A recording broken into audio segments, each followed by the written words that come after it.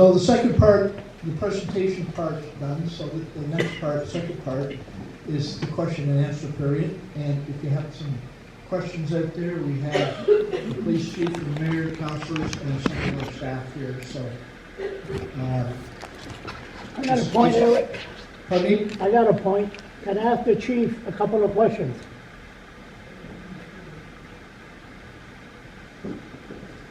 I don't need that, trust me, I'm loud enough. I got one question. I went in court one day and I saw, it wasn't for me, just watch. And there was about 10 people, there was a warrant out for their arrest. How come the police don't arrest them the same day? There's only 2 streets in Fredericton. I'm in the Northside, I know. King and Queen. How come it takes so long? So, Charles, the question is, there was 10 people in court, and one person had a warrant out for the arrest? 10 people. Was a warrant out for Charles LeBlanc or the black guy that works at the Victory Meat Market, Brian Riccardi, will be there in about 5 minutes. How come it takes so long to arrest people?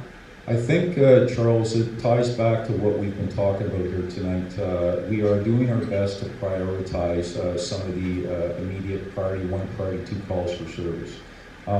Without knowing the specific day or time, my sense and hope is that the officers are responding to those matters that are most important. But you're right, the police need to do everything we can to make sure that full public safety service is being delivered.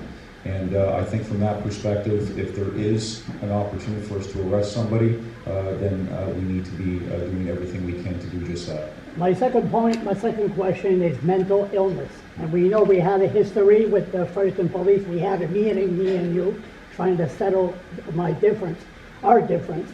I'd like to talk about mental illness. It was very hard for me, difficult to stay here and watch.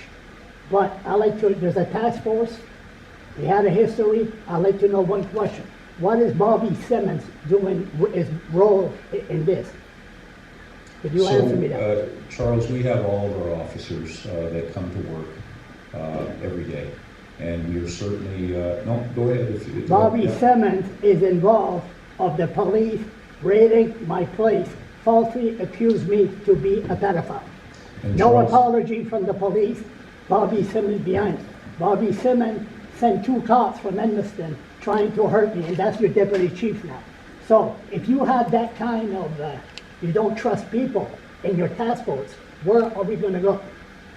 well, I don't know what the question there is, Charles. The but question is, why is respectfully- Bobby Simmons, no credibility, doing that? But respectfully, this is a Q&A that is talking about certain issues. And I've said this before, and I mean this, and you know I do. If there's an opportunity to have that discussion, we can certainly do that. And we have had that, we've had many conversations about that.